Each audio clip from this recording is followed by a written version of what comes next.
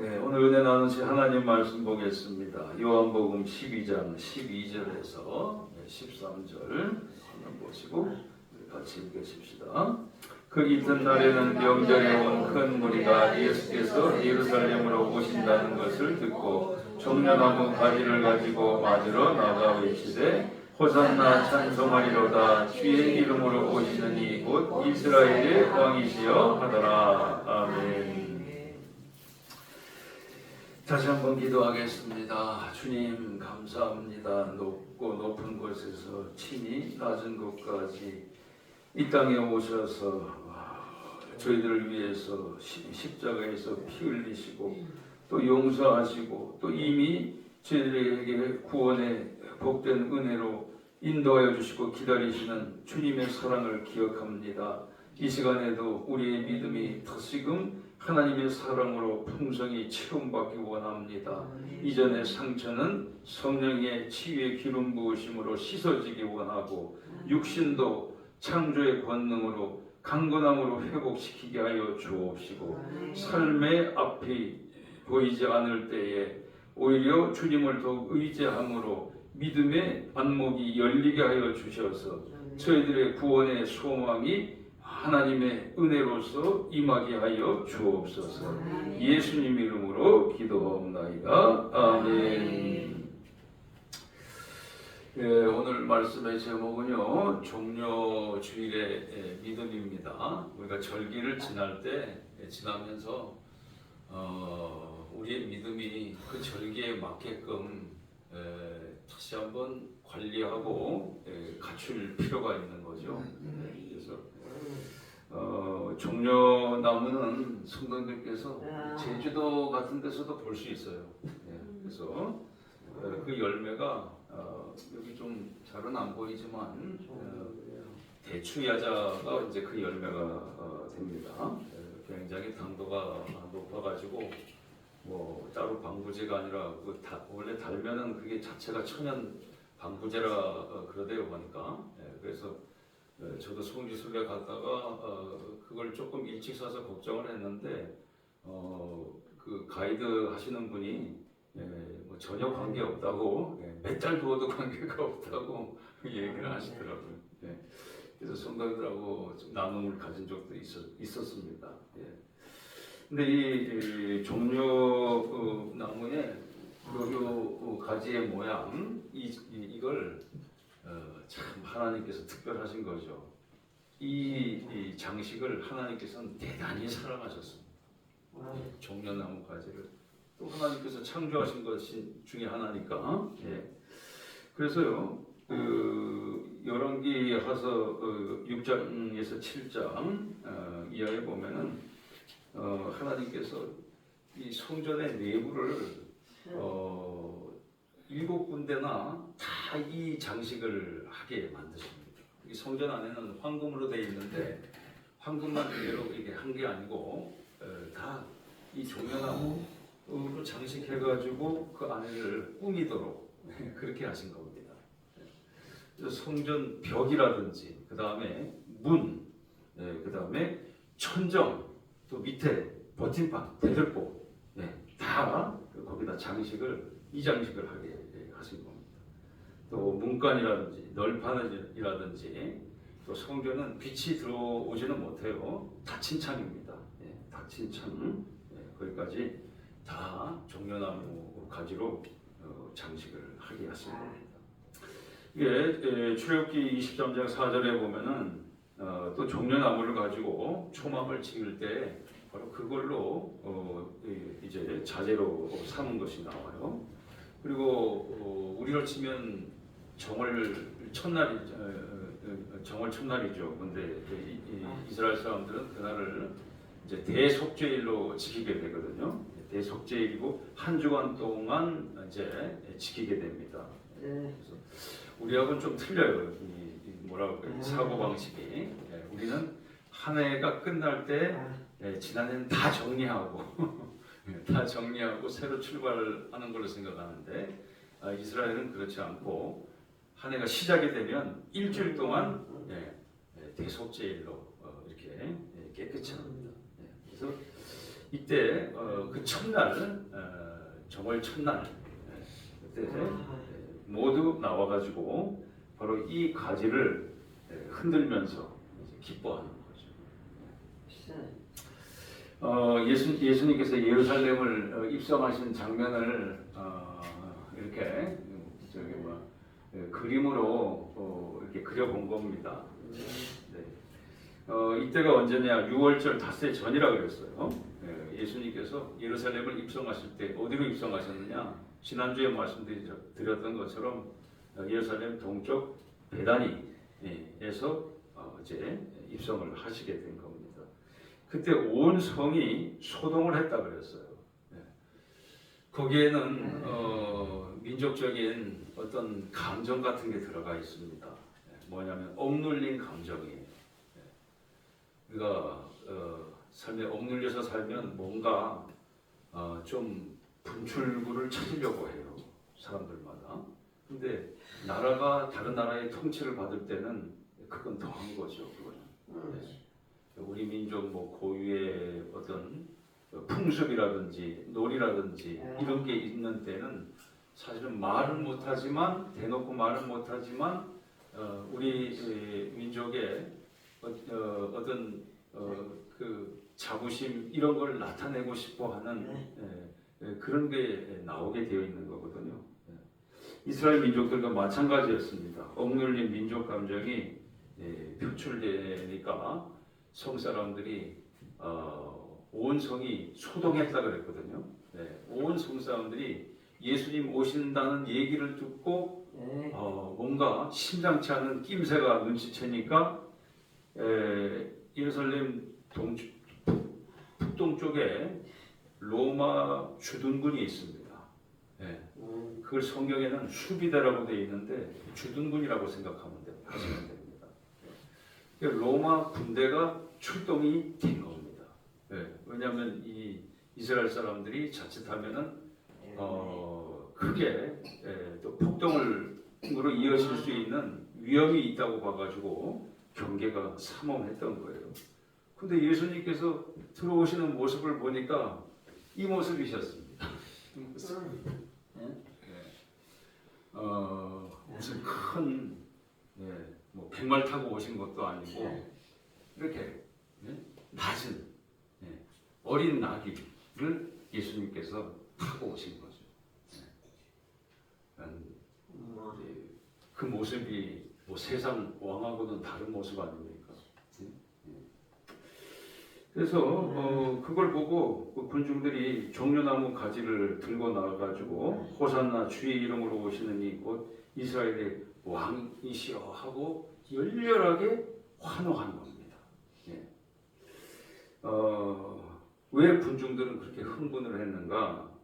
거기는 스가랴서 9장 9절 이하에 보면은 메시아가 오실 때 메시아는 다르게 말하면 그리스도라는 말입니다.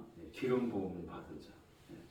메시아가 오실 때 인류를 구원할 메시아가 오실 때는 그때는 어떻게 오시느냐 그 모습이 담겨 있는데 그게 겸손하여서 어린 나귀를 타고 오신다고 되어 있는 겁니다.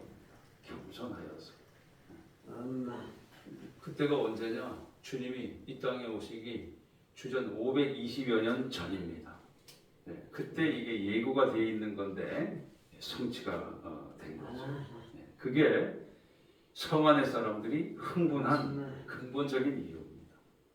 아무렇게나 흥분한 게 아니고 말씀으로 자기들이 기억하고 있는 게 눈앞에서 성취되는 것을 보고 흥분을 하게 된 겁니다.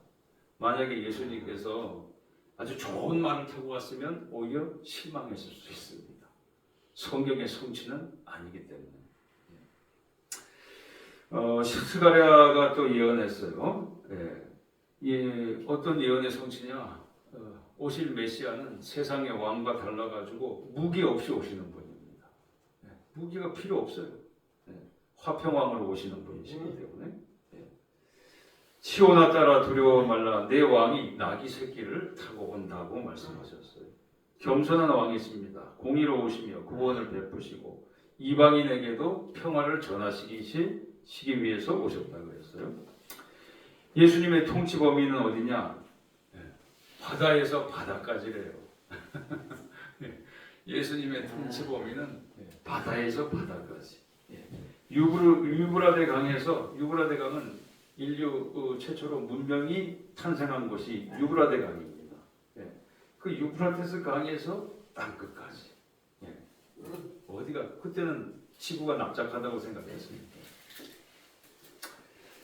자, 이게 상당히 중요한 내용입니다. 제자들의 깨달음이에요. 뭐냐면 사실은 제자들도 예수님께서 이렇게 들어가실 때 군중들이 그 정도로 환호할 거는 생각을 못했어요. 그래서 이렇게 되어 있습니다. 16절에도 보면은 처음에는 제자들이 깨닫지 못했다고 되어 있어요. 왜 군중들이 흥분하는지 제자들이 깨닫지 못했다고 되어 있어요. 언제 깨달았느냐? 영광을 얻으신 후에 부활하시고 난 다음에 군중들이 그때 그것 때문에 그렇게 저희들이 예수님을 환호했구나. 그게 뭐죠? 말씀이 성취된 것 때문에. 말씀이 성취된 것 때문에. 그래서 예수님이 거기를 들어가실 때 군중들이 어떻게 했냐면 자기들의 겉옷을 벗었다고 되어 있어요. 벗어서 던지니까 그게 왜 외교사절들이 이렇게 오면 양탄자를 이렇게 빨간 카펫을 놓거든요. 그거하고 똑같은 역할을 한 겁니다. 땅을 밟지 않고 들어가셨어요. 그 겉옷이 양탄자 역할을 하면서 예수님께서 들어가신 거고 좌우로 종려나무 가지를 흔들면서 이스라엘 백성들이 대대적으로 환영했던 겁니다. 그러면 성 전체 사람들이 성경에 대해서 해박한 지식을 갖고 있었을까요? 그거라고 볼 수는 없습니다. 왜냐하면 뭐라고 되어 있냐면 나사로를 다시 살리시는 그 광경을 목격한 사람들, 그 목격한 사람들 중에서 말하자면 성경을 제자들보다도 더 정확히 잘 알고 있었던 사람이 있었다는 걸 뜻합니다. 말하자면 이 사람들이 알린 겁니다. 성 사람들한테. 그걸 바리새인들조차 인정을 하게 되는데 너희 하는 일이 쓸데없다. 온 세상이 그를 따른다고 포기해버리는 장면이 나옵니다. 이제는 자기들이 증거를 또 증인을 없애고 체포한다고 한들 효과가 없을 거라고 하는 것을 바리새인들은 직감을 하게 된 겁니다. 군중들은 열망을 했어요. 호산나라고 하는 것은 지금 구원하소서라는 뜻입니다. 지금 구원하소서. 이때의 정치적인 상황이 식민 통치 상황이고 억눌린 감정이 발산될 때니까 이 종려나무는 마치 우리 일제시대 때 꼭 태극기 같은 역할을 했을지 모릅니다. 3.1 운동 때 태극기를 들고 우리가 3.1 독립만세 운동을 했던 것처럼 이스라엘 사람들은 종려나무 가지를 흔들면서 하나님 나라 독립만세를 외친 것하고도 똑같은 이치라고 하는 겁니다. 종려나무에 대해서는 이게 참 특별한 게 계시록 7장 12절 이하에 보면은 구원받는 사람들이 우리들도 천국에 무사히 들어가면 종려나무 가지를 흔들 때가 온다는 뜻입니다. 온다는 뜻입니다. 이렇게 흔든다는 뜻입니다. 계시록 7장 12절에는 무수한 큰 무리죠. 셀 수 없는 구원받은 자들이 뭐냐면 어린 양의 피로 정결하게 씻어진 흰 옷을 입고 종려나무 가지 보좌와 어린 양 앞에서 하나님께 영광 돌리는 장면이 나옵니다. 그래서 천국의 국경일 행사와도 같아요. 그때는 어떻게 되는 건가? 이제 세상에서 겪었던 인생의 수치는 떠나가게 되고 그리고 소름은 씻어지게 되는 겁니다. 같이 선포합시다. 소름 끝. 수치 끝, 수치 끝, 죽음 끝. 죽음 끝. 이게 다 끝나는 겁니다. 이게 다 끝나는 겁니다. 그래서 생명수 샘에 가서 줄이지도 목마르지도 않는 겁니다. 또 장막을 세워주세요. 장막을 세워주시는 은혜는 뭐냐면 이렇게 성전에서 이렇게 하는 걸 하루만 하는 게 아니라 계속되게 하는데 장막이라고 하는 것은 지금으로 치면은 캠핑하는 것처럼 캠프를 차려놓고 초막절 때처럼 그렇게 지키게 하기 위해서 장막을 세우신다는 뜻입니다. 그 장막을 세워서 우리끼리는 그리스도인들 구원받은 사람들은 서로의 관계가 말할 수 없이 좋고 그리고 하나님께 경배 드리기 위해서 거기 있습니다. 주야로 성전에 들어가서 하나님을 섬기게 된다는 뜻입니다. 그래서 사실 큰일 난 사람들이 있어요. 뭐냐면 성전에 가기가 그렇게 싫은 사람들은 그때 가서 어떻게 하려는지 몰라. 그때 가면 주야로 그때는 무슨 바쁘다는 핑계를 댈 수도 없어요. 몸 아픈 것도 없으니 아프다는 핑계를 댈 수도 없고 뭘 핑계 댈 거야 뭘. 다 고쳐주셨는데 뭘 핑계 댈 거냐고 그때 가서. 핑계 댈 게 없는 겁니다. 근데 놀라운 것은 그렇게 해도 질리지 않는다는 데 있어요. 하나님 보좌 앞입니다. 능히 셀 수 없는 무리가. 이건 찬양으로도 나온 적이 있는데 구원하심이 보좌에 앉으신 우리 하나님과 어린 양께 있도다. 그 찬양으로 나온 것처럼. 그러면 화답이 있어요. 아멘. 찬송과 영광과 지혜와 감사와 존귀와 권능과 힘이 우리 주 하나님께 세세토록 있을지어다. 이렇게 내 생물이 선포하는 겁니다. 그래서 종료주일의 믿음은 아주 간단해요. 뭐냐면 우리가 주님을 맹탕 맞이하지 말자 그겁니다.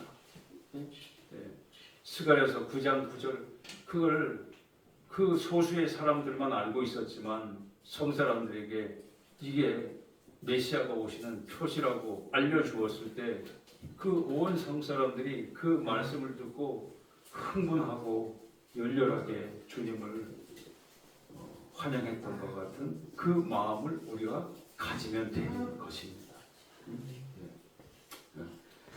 그래서 종료 가지는 믿음이 되어야 되는 겁니다.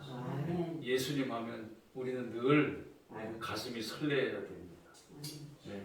그리고 예수님 하면 우리는 정말로 승리할 수가 있게 되는 겁니다. 주님이 나를 만나 주시고 나를 붙잡아 주시면 세상에 두려운 것이 다 떠나가게 되는 겁니다. 참 놀랍습니다. 우리 성도들도 이제 고난 주간 동안에 기도하시면서 성도들 기도하실 때 성도들의 옷자락을 주님이 붙들어 주시는 은혜가 있기를 주님의 이름으로 축원합니다. 제 목회 23년 동안에 꼭 한번 그 은혜를 경험했는데 말할 수가 없어요. 그 은혜가 말할 수가 없더라고요. 다른 거 다 필요 없어. 주님이 기도할 때 옷자락만 여기 어깨만 붙들어 주셔도 정말 능력의 날개를 단 것과 같은 그런 은혜를 받을 수 있습니다.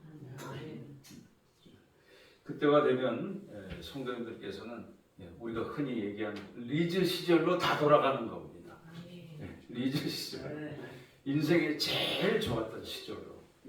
성도님들 제가 대충 봐서 30즈음에 제일 아름다운 그 사진을 꼭 갖고 다니세요.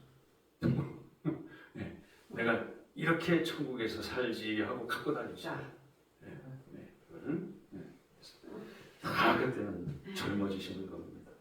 왕중왕이시고 참 친구 되시는 구주 예수님을 열렬히 환영하는 그런 믿음을 품고 한 주간 있고 다음 주에 부활 주일날 그 믿음을 갖고 주님 앞에 나아오시기를 주님의 이름으로 축원합니다.